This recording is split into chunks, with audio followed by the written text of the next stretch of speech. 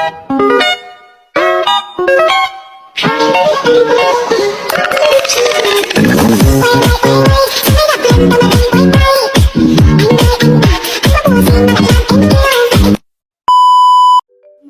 wabarakatuh.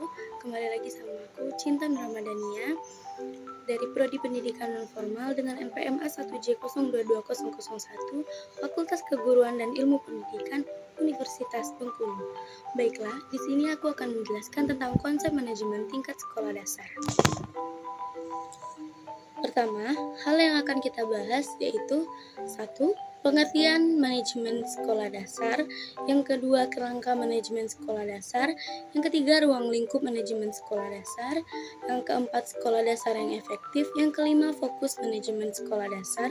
Dan yang keenam adalah penerapan. Baiklah, yang pertama aku akan menjelaskan tentang pengertian manajemen sekolah dasar. Sekolah dasar adalah sebuah organisasi sosial yang mempunyai tujuan yang telah ditetapkan. Tujuan utama sekolah dasar memberikan pendidikan yang berkualitas pada peserta didik di sekolah dasar. Manajemen sekolah dasar merupakan bagian dari pembuatan keputusan yang dilakukan bersama atau melalui penerimaan tanggung jawab manajemen spesifik untuk beberapa aspek pekerjaan sekolah dasar. Peran manajemen dilakukan oleh guru-guru sekolah dasar. Menurut Marini tahun 2014, 1. Bekerja sama dengan kepala sekolah dan guru-guru yang lain dalam persiapan dan pengembangan pengajaran, bahan ajar, program, metode, dan penilaian. Kedua, berpartisipasi dalam pertemuan yang berhubungan dengan kurikulum sekolah atau administrasi serta organisasi sekolah. Yang ketiga, berkontribusi pada seleksi pengembangan profesional dari guru yang lain. Keempat, mengkoordinasikan atau mengelola pekerjaan guru-guru lain. Kelima, melakukan pengelolaan kegiatan yang berhubungan dengan kurikulum dan berpartisipasi pada bagian yang dibutuhkan di dalam review dan pengembangan fungsi sekolah. Keenam, berpartisipasi dalam tugas administrasi dan orang-orang yang memberikan dukungan kepada guru, serta mengalokasikan peralatan dan material. Baiklah, aku akan melanjutkan materi yang kedua, yaitu kerangka manajemen sekolah dasar. Kerangka manajemen untuk sekolah dasar harus meliputi pernyataan eksplisit mengenai kewajiban dan tanggung jawab semua pegawai sehubungan dengan manajemen pembelajaran siswa dan kurikulum. Manajemen kurikulum meliputi semua anggota komunitas sekolah dasar yang bekerja sama sebagai sebuah tim.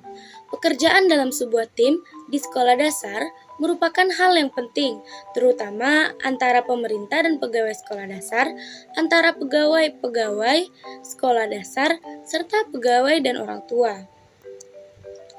Yang ketiga, ruang lingkup manajemen sekolah dasar. Ruang lingkup manajemen sekolah sangatlah luas, yang meliputi elemen-elemen perencanaan, pengangguran, pengorganisasian, pengarahan, pengontrolan, pengordinasian, pembuatan keputusan, evaluasi, serta kegiatan-kegiatan dan program-program. Dengan kata lain, manajemen sekolah dasar meliputi kegiatan-kegiatan sebagai berikut. 1. Perencanaan semua kegiatan dan program sekolah dasar pada awalnya yaitu pengakuan, pekerjaan akademik, kegiatan kokurikuler, ujian, promosi siswa ke kelas yang lebih tinggi, pertemuan pegawai, asosiasi guru dan orang tua. 2. Distribusi kegiatan akademik dan kokurikuler di antara anggota pegawai sesuai dengan minat, kemampuan, dan pengalaman. 3. Persiapan anggaran tahunan yang menunjukkan penerimaan dan pengeluaran 4. Persiapan jadwal kegiatan. 5. Penyediaan pegawai. 6. Penyediaan peralatan dan furnitur termasuk pemeliharaan, perbaikan.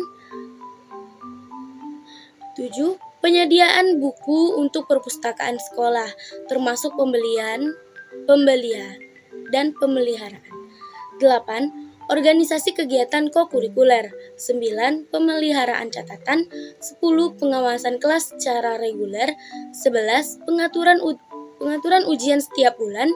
setiap semester dan setiap tahun. Terakhir, promosi siswa kelas yang lebih tinggi, koordinasi pekerjaan guru, dan lain-lain.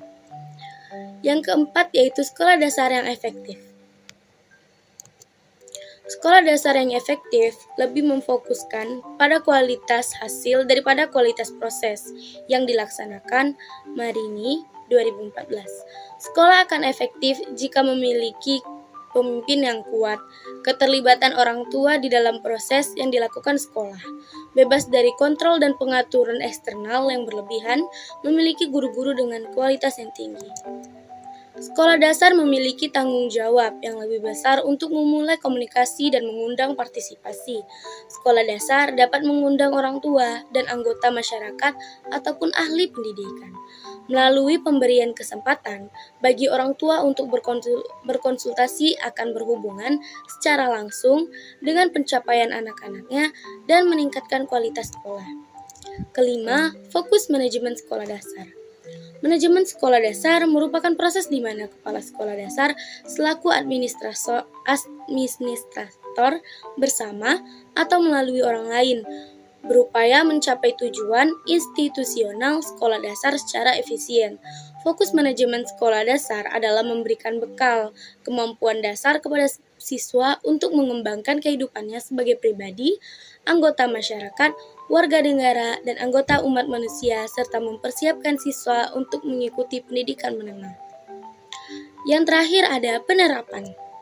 Untuk meningkatkan mutu lembaga pendidikan, ada 5 hal yang harus diterapkan menurut Baharudin pada tahun 2010, yaitu pengembangan dan perbaikan kurikulum berbasis kompetensi.